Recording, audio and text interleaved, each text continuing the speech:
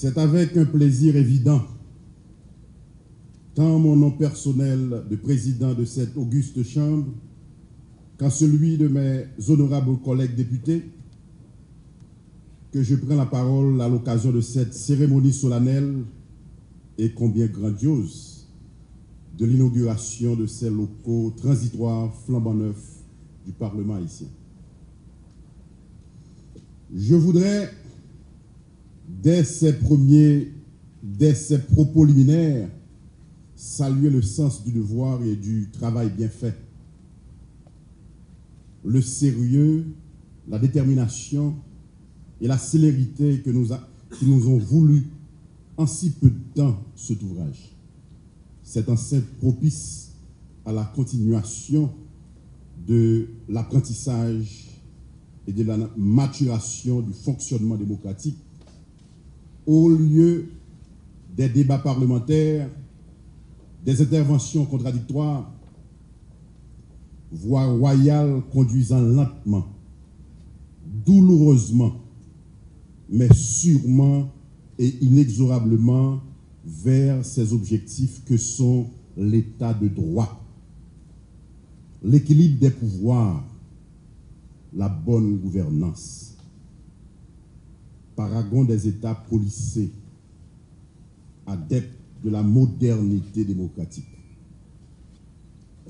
Je voudrais ainsi saluer la conduite à terme de projets en accord avec les deux branches du Parlement, initiés et exécutés par l'USAID dans le cadre de son projet d'appui au Parlement haïtien. Chers invités ici présents, le signal est donc donné. Les conditions sont donc réunies pour l'exécution d'un agenda législatif partiellement en souffrance à cause des derniers événements naturels, politiques et humains qui ont frappé notre pays durant ces 2 dernières années. Je veux parler du séisme du 12 janvier 2010. Des incertitudes, des soubresauts causés par les dernières élections qui ont retardé l'exécution de projets économiques, sociaux et politiques d'envergure.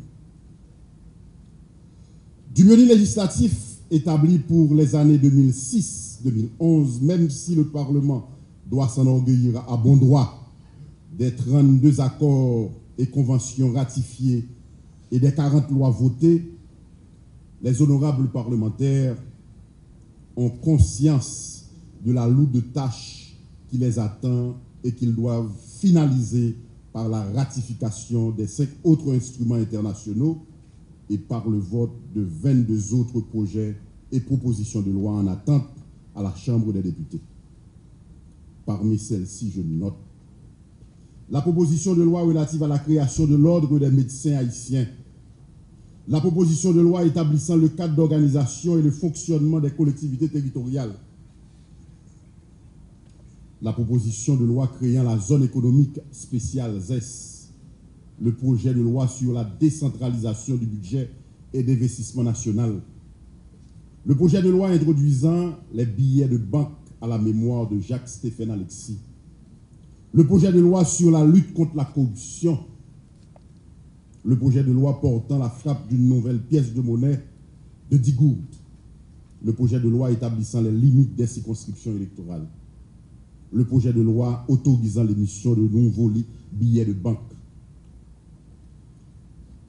Mais, chers invités, il y a de fortes chances pour que ce bilan positif réalisé et escompté n'apporte pas les fruits attendus si les règles de la bonne gouvernance ne sont pas respectées et appliquées. Autrement dit, si nous continuons de privilégier le retour aux pratiques politiques archaïques du pouvoir personnel et de l'autoritarisme dictatorial.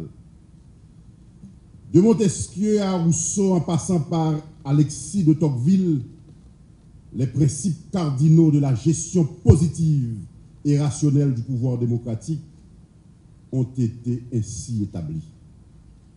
Vote populaire, séparation et équilibre des pouvoirs dans le respect des attributions et des prérogatives de chacun de ceux-ci.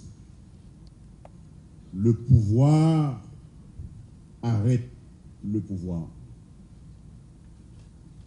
Telle est donc la formule de base qui régit le vrai système démocratique, permettant ainsi au Parlement de contrôler l'exécutif, de veiller au respect scrupuleux par celui-ci de la Constitution et d'empêcher toute dérive conduisant à la personnalisation du pouvoir politique. Un tel système, comme nous le savons tous, permet en outre au Parlement d'interpeller le gouvernement dans son ensemble ou quelques-uns de ses membres pour les questionner sur leur gestion de la chose publique. Mais malheureusement, la bonne gouvernance tarde à entrer dans nos mœurs.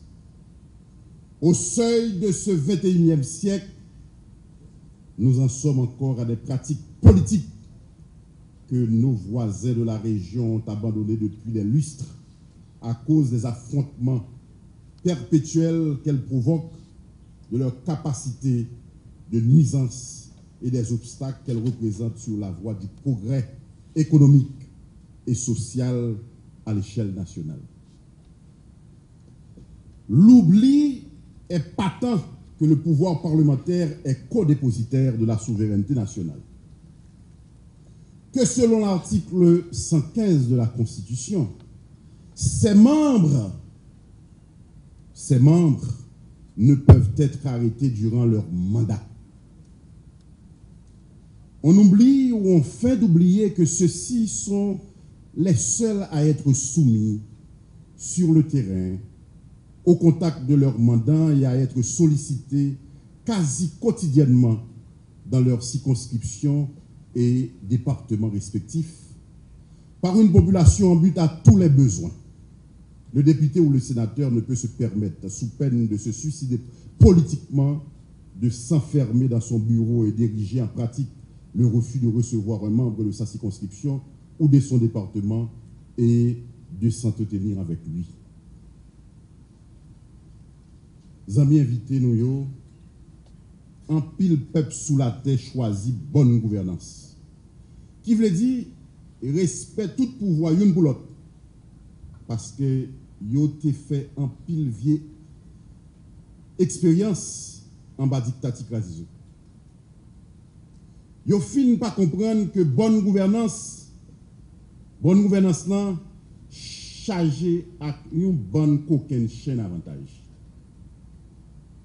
Lui permettre pouvoir diriger avec en pile sagesse, avec consensus qui veut dire tête ensemble, chita tendez même avec adversaire. Lui permettre une idée, une décision, même s'il sortit dans la tête un seul monde, application, réalisation, c'est après 10 ans à consentement tout l'autre go corps l'État yo ak majorité membre société civile.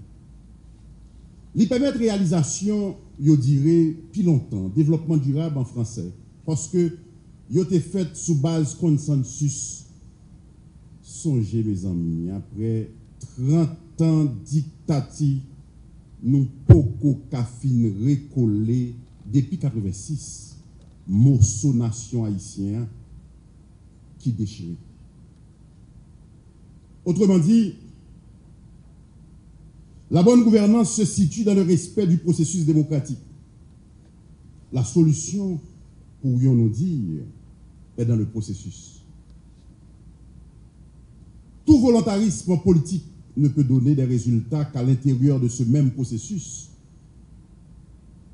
Sinon, toute réalisation entreprise pendant des décennies en dehors de l'état de droit sont appelées à disparaître en quelques jours.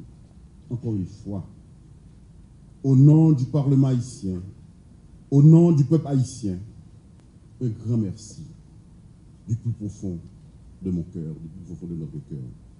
Que Dieu vous garde. Merci beaucoup.